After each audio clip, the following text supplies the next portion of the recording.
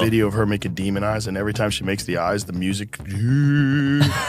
It's so ridiculous. She has been one of the main peddlers of these conspiracies, and she is making a huge amount of money on it. She is building her business. What do you want to say to her and the other people that are putting these lies out into the world right now? Something about Erika Kirk hit Joe Rogan in a way he couldn't shake. Seriously, it stuck with him. It wasn't anger, not even entertainment, and definitely not his usual quick skepticism before moving on. This felt different, heavier, like something kept pulling him back again and again. People around him say he kept revisiting the same clips, the same moments, the same tiny details everyone else saw. But for him, it landed in a completely new way. And that matters because Rogan's whole career is built on reading people face to face, spotting what's real and what's just a performance. He's done it with politicians, athletes, scientists, celebrities, you name it. So, when he focused on Erika Kirk, studying her interviews, replaying key moments, it wasn't casual. The read he reportedly formed shook him more than he expected. And that reaction alone raised eyebrows. The moment that first caught attention was a clip going viral. Erika Kirk finally saying the name Jesus out loud, but it didn't feel natural to some people, not like a raw or emotional moment. It stood out because before this, she had done tons of public appearances talking about faith, strength, and her Christian identity, yet somehow never said the name at the center of it all. Candace Owens had already called this out before the clip even reached Rogan. She told her audience straight up that someone being presented as deeply Christian wasn't actually saying Jesus Christ in public. That got people curious. So, they went back, checked the footage, and compared clips. And it wasn't just talk. The pattern showed up again and again. A long stretch of appearances aimed at a Christian audience, but missing the one name that defines the entire belief system. So, when Erika finally said it on camera, many people didn't see it as random. They saw it as a response to growing attention, and that made the moment feel even more loaded. The reaction wasn't relief. Not even close. That clip felt off to a lot of people. Viewers kept saying the moment didn't look natural, like the word didn't sit right when she said it. Even her expression seemed strange, like it lacked the comfort you'd expect from someone speaking the core of their own faith. That tiny shift in her face, that's what reportedly caught Joe Rogan's attention, and he couldn't stop replaying it. People around him say his reaction wasn't casual or analytical. It hit him hard, almost instinctive, like something didn't line up, and he felt it immediately. The word people kept using was shaken, like he saw something that didn't feel genuine on a deeper level. One detail stood out more than anything, the eye movement. It's the same thing others had been noticing but couldn't fully explain, sparking tons of online talk trying to figure out what was going on in those moments. Rogan reportedly rewound the clip again and again, studying it closely. There's a video of her making demon eyes, and every time she makes the eyes, the music. It's so ridiculous. And to the students, in case you missed it. And after watching it repeatedly, people say his reaction was blunt. This didn't come across like real belief. Joe Rogan has always been open about his spiritual views, but they don't fit into one box. He talks about consciousness, psychedelics, and the idea that reality is deeper than what we see. He doesn't claim a specific religion, and he's not tied to any belief system that would push him to judge someone else's faith from the inside. That's exactly why his reported reaction stands out. If someone deeply rooted in a specific tradition made that call, it could sound biased. But Rogan doesn't have a reason to defend or attack anyone's religious image. So when someone like him watches a clip and says, "This doesn't look like real belief," it hits differently. It's not about theology. It's about reading behavior, spotting the gap between someone living something and someone performing it. And that's a skill he's built over years of long face-to-face conversations. The question people say he kept circling back to, who is Erika Kirk actually worshiping, started gaining traction right as another detail surfaced. And this one made things even more intense.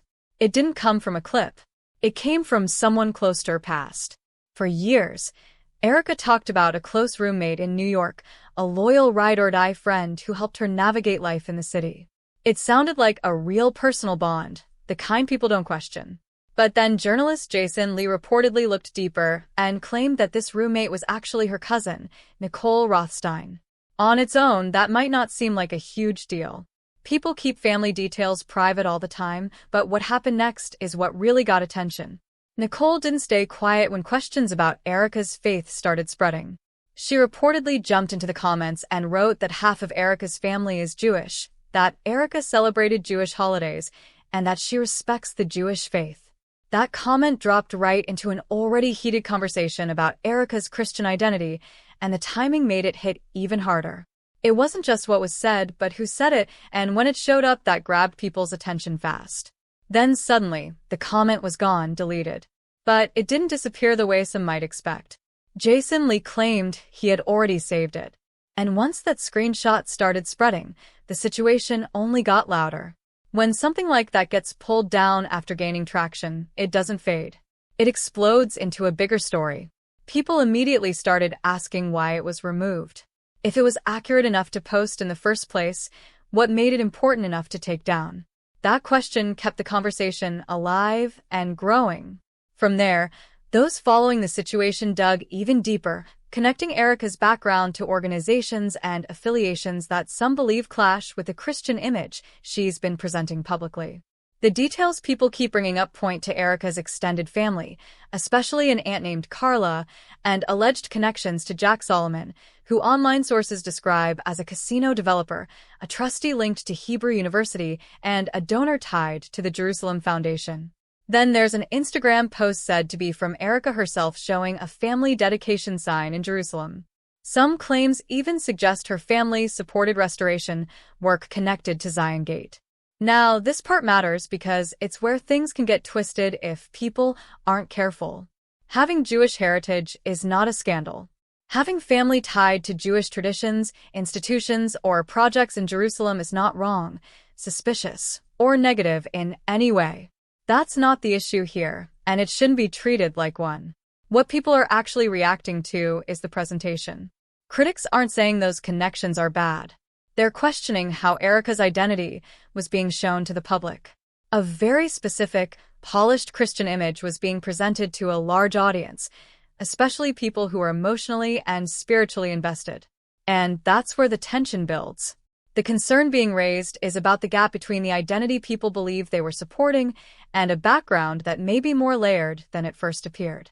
When trust becomes the foundation, especially in tight communities where belief and support run deep, that gap starts to matter a lot more, no matter what the full story turns out to be. Then comes the Shabbat story, and this is the detail people say hit Rogan's circle the hardest. It spread everywhere and kept the conversation going strong. Erika shared it publicly in a warm, nostalgic way, talking about how Charlie would come home on Friday nights, say Shabbat Shalom, and observe the Sabbath through Saturday. She framed it as a meaningful routine, something personal and special that showed his faith. But the moment that story got out, people started questioning it fast. Shabbat Shalom is widely known as a Jewish Sabbath greeting tied to Friday evening. It's not something most Christians typically say, even those who take their faith seriously. So, hearing it described as part of Charlie's private routine caught people off guard. Now, to be clear, this isn't about saying one tradition is better or worse. That's not the point. What people are reacting to is the contrast between Charlie's very public Christian identity and the private practice being described here. He spoke often about Christianity and his beliefs, so this detail felt unexpected to a lot of listeners. And when this piece got added to everything else, the clip, the interviews, the background details, people say it made the whole situation feel more complicated. According to those familiar with Rogan's reaction, his response reportedly shifted from surprise to something more serious. Not loud outrage, but a quieter kind of disbelief, like he couldn't easily make all the pieces fit together. The question that reportedly stuck with him wasn't about labeling anyone's faith. It was simpler than that. Why would any of this feel unclear or inconsistent if everything was straightforward? That's the part people keep coming back to. Because at the end of the day, having a layered background isn't unusual. People can have mixed traditions, different influences, and complex identities. That alone isn't a problem. What keeps the discussion alive is the feeling that the public image and the deeper story might not fully line up. And that gap is what continues to raise eyebrows. What's raising eyebrows isn't complexity. It's the feeling that things are being hidden. The deleted comment gets people talking. Calling a cousin a roommate makes people pause. And the bigger issue critics point to is this: a carefully presented Christian identity shown to an audience whose trust, emotional and financial, depends on it, while details that complicate that image seem to disappear once they gain attention. That's where the tension really builds. Not the background itself, but the idea that parts of it might be kept out of view. That's the piece people keep focusing on again and again. Now, this part needs to stay clear and grounded. Joe Rogan has not publicly confirmed most of these claims. He hasn't done a full episode on Erika Kirk or directly addressed many of these specific points. What's being shared about his reactions mostly comes from people said to be familiar with conversations around him. That means secondhand accounts, not official statements. What is on record is that Rogan, during a conversation with Mark Normand, commented on the general feeling that something about Erika's presentation seemed unusual. The eye behavior, the sense that something felt off, even theories floating around online. That part is documented. Everything beyond that, the repeated clip analysis, the stronger reactions, the private discussions should be understood as reported accounts, not confirmed facts. And that distinction matters more than ever in a situation like this. So why is this still gaining so much attention? Because the details being discussed, what stood out, what felt inconsistent, what questions keep coming up, line up closely with what others have been noticing independently. When different people from different angles keep landing on similar concerns, it naturally keeps the conversation alive. And here's where it connects to something bigger. The community around Charlie Kirk was built on questioning narratives, looking deeper, and not taking public presentations at face value. That mindset didn't disappear. It's now being applied to the very person stepping into his space. So all these details, the Shabbat story, the missing use of Jesus in earlier clips, the deleted comment, the family connections, the way certain moments come across on camera, they've all combined into one ongoing question people can't seem to drop. Not because any single piece proves something on its own, but because together they create a pattern that many are still trying to fully understand. All of these details keep stacking up, documented, shared, and cross-checked. And people say they still don't neatly fit into a simple, innocent explanation, no matter how many ways they look at it. That's why the attention hasn't faded. Erika Kirk has the platform to respond fully and directly. She has the audience, the reach, and the access to speak in detail about everything that's been questioned. The family connections, the deleted comment, the Shabbat story, the Jesus clip, the succession audio, all of it could be explained with clear context and solid documentation if she chose to address it head-on. But so far, that full explanation hasn't come.